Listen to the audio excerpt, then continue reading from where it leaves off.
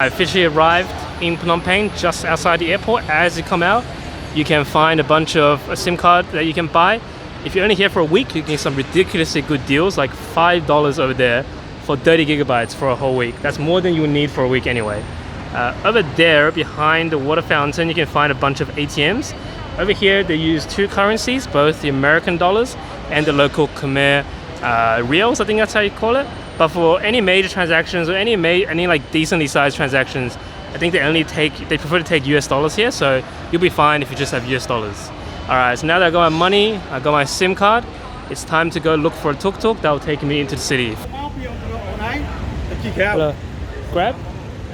Grab that? Yeah. Okay. Barely 20 minutes into my time in Cambodia, I already got a taste of the Cambodian hospitality.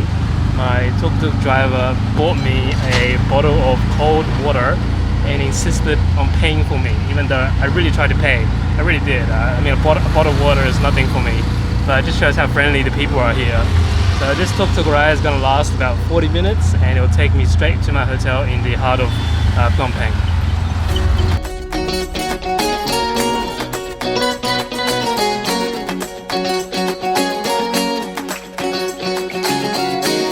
Just one night, I'm staying at the Palace Gate Hotel, which is actually a 5-star resort. So I got a pretty good deal on this. I was about $150 for one night, which I think is pretty good for a 5-star hotel. I've never stayed at a 5-star hotel before, and I know I've done the first class, now I'm doing a 5-star hotel. But trust me, everything is downhill from here on. So obviously, Cambodia is not full of 5-star hotels, so if I keep staying in my nice hotel room, as nice as it is, I'm not going to get exposure to the real Cambodia. So it's time to get out of the hotel and go explore the streets and find some street food because I'm really hungry.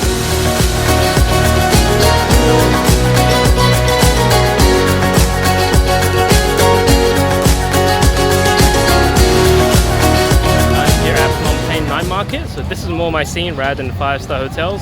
I'm really starving. Haven't eaten since anything since breakfast in Singapore actually. It's been a whole day without food. So let's go find something to eat. It looks like I miscalculated a little bit.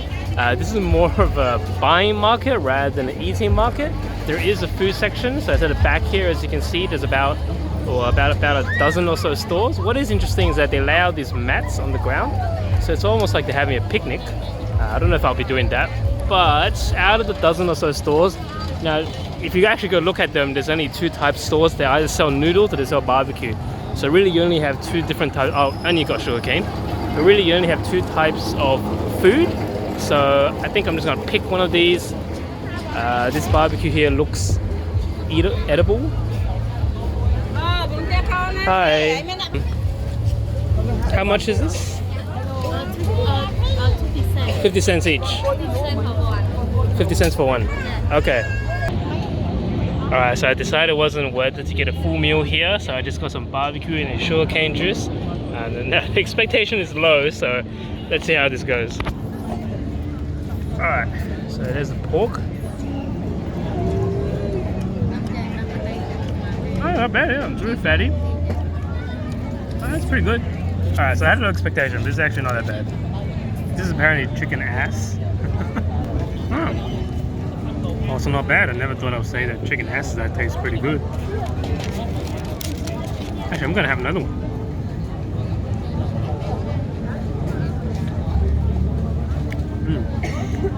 There's a bit of cartilage in there, so it's a bit crunchy. Otherwise, it's very fatty, so I guess whatever this chicken had, it's a lot of fat in its ass. So I decided to sit down with the locals on these picnic mats, so it's almost like we're having a giant outdoor communal picnic. So obviously that was not enough food for me, so I'm going to finish what I have here and figure out where I want to go eat next, and then let's head there.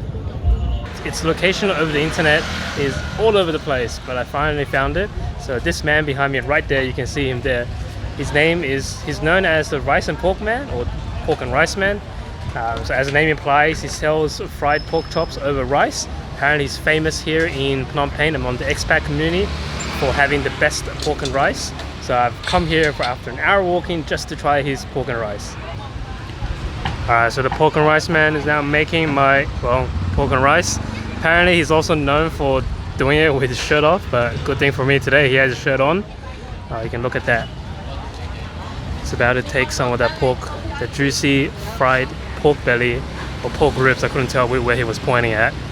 But he was about to take some out of the oil. Oh my god, that looks so oily. It's so good but so oily. Alright, so I'm gonna sit down and wait for my food. Oh, here it is. Damn. Alright, looks like I got lucky. He gave it to me straight out of the deep fryer. So as you can see here, that's the pork ribs. So he was pointing at the ribs. You can see the juicy fat on it. And one more here. So you get 3 pieces of pork ribs, a little bit of minced pork over rice. I'm very excited to try this. Obviously the pork is the star of the show here, so I'm going to start off with the juicy pork ribs. So you can see here it's a bit of fat on it.